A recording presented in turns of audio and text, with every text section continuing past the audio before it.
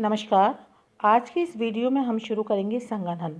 BA part first के लिए जब हम तापमान पढ़ाते हैं और साथ ही साथ उसमें हम वाष्पीकरण की बात करते हैं तो संघनन को हमें नहीं भूलना चाहिए। तो संघनन क्या है? जल की गैसीय अवस्था के तरल या ठोस अवस्था में परिवर्तन होने की प्रक्रिया। जल चाहे वो गैस में हो चाहे वो तरल में हो, जब वो तरल या ठोस अवस्था में, गैस किस में परिवर्तित हो रही है? तरल या ठोस अवस्था में परिवर्तित हो रही है, उस प्रक्रिया को हम संघनन कहते हैं। आर्द्र वायु के ठंडा होने से संघनन होता है। वायु के जिस तापमान पर जल अपनी गैसीय अवस्था से तरल या ठोस अवस्था में परिवर्तित होता है उसे ओसांक बिंदु कहते हैं या ड्यू पॉइंट कहते हैं। दोबारा आप सुन लीजिए। वायु के जिस तापमान पर जब जल अपनी गैसीय अवस्था से किस में कन्वर्ट हो जाता है? तरल या ठोस अवस्था में कन्वर्ट होता है, तो उसे हम ओसांक कहते हैं। ओसांक पर वायु संतृप्त हो जाती है और उसकी सापेक्ष आर्द्रता 100% हो जाती है। वायु में उपस्थित सूक्ष्म कणों के इर्द गिर्द ठंडक होने से संघनन होता है। अतः इन सूक्ष्म कणों को संघनन केंद्र, कंडेंसेशन न्यूक्लाई कहते हैं। धूल हुआ, धुआं तथा समुद्री नमक, ये क्या है? ये अच्छे संघनन के केंद्र होते हैं क्योंकि ये जल को अवशोषण करते हैं और इन्हें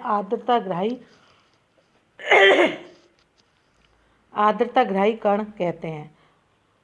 साथ ही साथ इसको नियंत्रित करने वाले कुछ कारण होते हैं। सबसे पहले होता है तापमान में कमी, वायु की सापेक्ष आर्द्रता में वृद्धि। और अगर हम ये मानते हैं कि संघनन हर परिस्थिति में हो सकता है तो ऐसा नहीं है। संघनन के लिए जो कंडीशंस चाहिए उनमें सबसे पहले है कि वायु का तापमान घटकर औसांक तक पहुंच जाए परंतु उसका आयतन स्थिर रहे। दूसरा, जब वायु का आयतन ऊष्मा की मात्रा बढ़ाए बिना ही बढ़ जाए।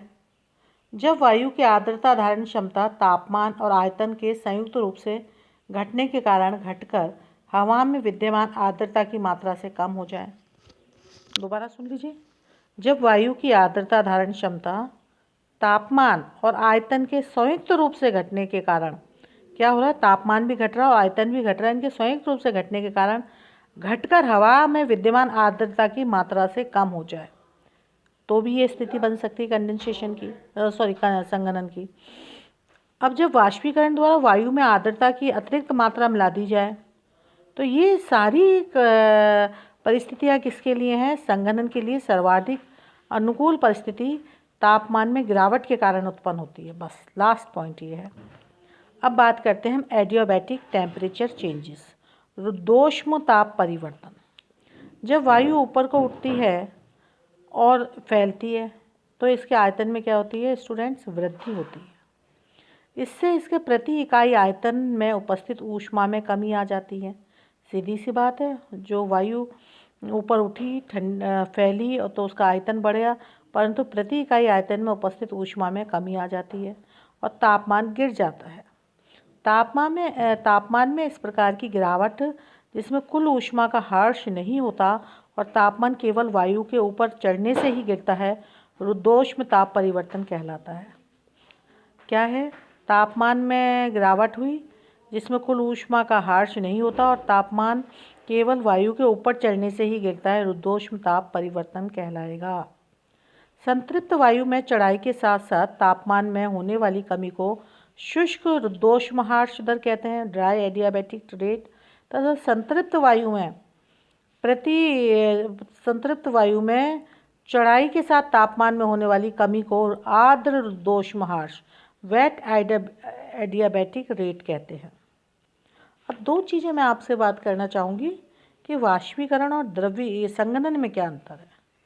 वाष्पीकरण की प्रक्रिया में जल या बर्फ जल वाष्प के रूप में परिवर्तित होती है और द्रवीकरण की प्रक्रिया में जल वाष्प जल अथवा बर्फ के रूप में परिवर्तित होता है। जल वाष्प परिवर्तित हो रहा है, उसमें क्या हो रहा है? जल हो रहा है एवापोरेशन में। वाष्पीकरण में ऊर्जा का अवशोषण होता है और द्रवीकरण में इस तरीके की कोई बात नहीं होती, ये ऊर्जा से मुक्त होती है। अब भाई हम पढ़ रहे हैं सबसे पहले संघनन के रूप। इसमें सबसे पहले ओस पढ़ेंगे। वैसे तो इसके अलावा पाला, पाला, कोहरा, कुहासा, बादल, वृष्टि आदि इसके रूप होते हैं।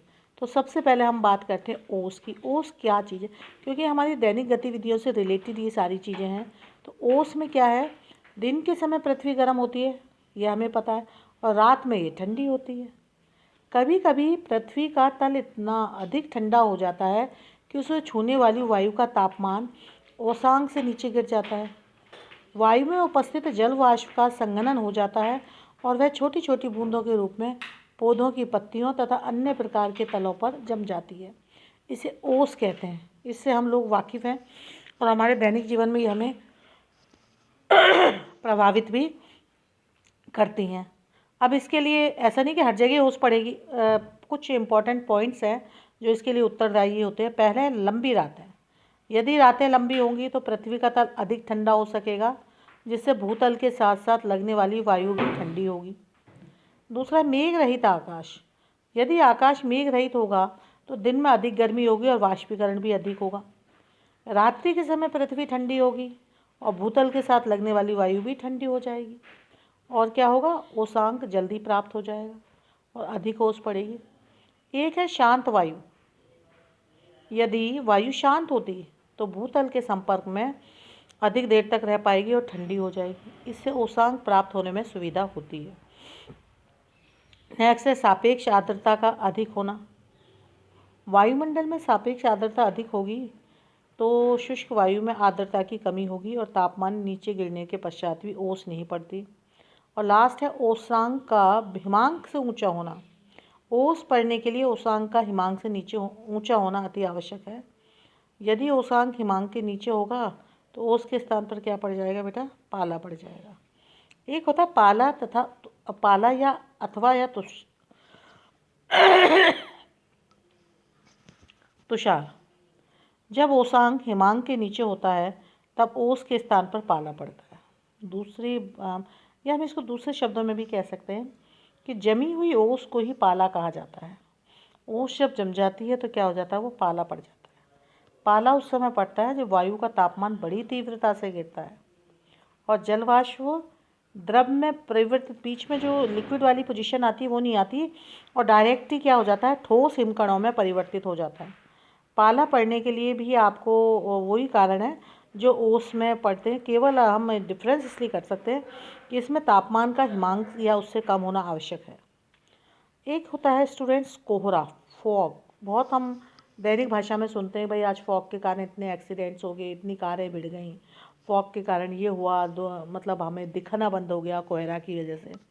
तो इसमें हम बात करेंगे कि जब भूतल के निकट वायु के ठंडा हो जाने से वायु की सापेक्ष आर्द्रता 100% से अधिक हो जाती है तो वायु में उपस्थित वाष्प कण वायुमंडल के सूक्ष्म धूल कणों के इर्द गिर्द एकत्रित हो जाते हैं और जल की छोटी छोटी बूंदों का रूप धारण कर लेते हैं।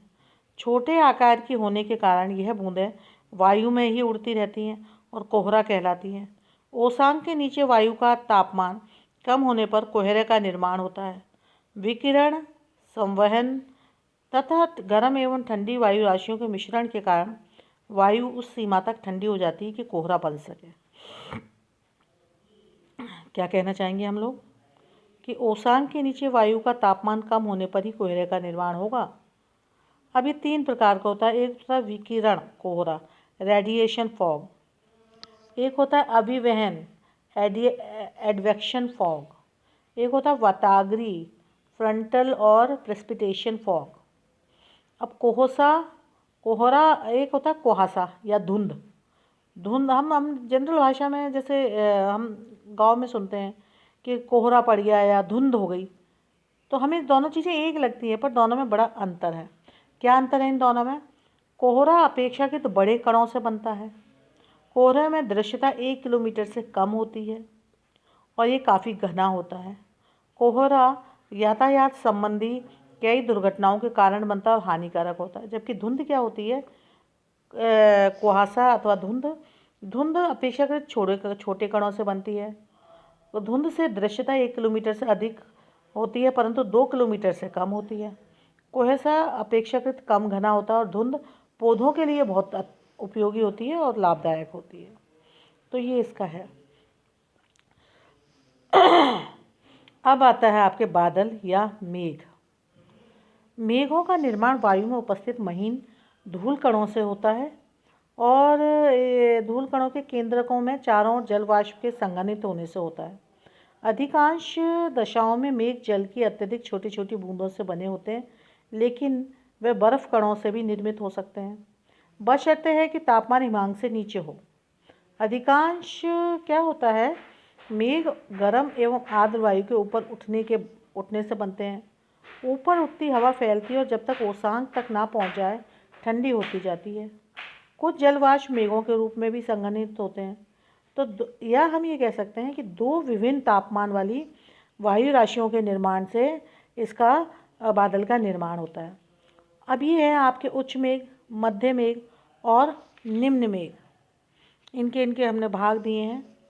तो इन उच्च मेघों में सबसे पहले बात करेंगे पक्षाभ मेघ की, फिर पक्षाभ स्तरीय मेघ, पक्षाभ कपासी मेघ। मध्य मेघ में आते हैं मध्य स्तरीय मेघ, मध्य कपासी मेघ, और निम्न मेघ में आते हैं स्तरीय कपासी मेघ, स्तरीय मेघ और वर्षा स्तरीय मेघ और कपासी मेघ। तो ये इनके विभिन्न प्रकार हैं और नेक्स्ट हम वीडियो में शुरू करेंगे वर्षण। तो आज के लिए इतना बहुत है। धन्यवाद।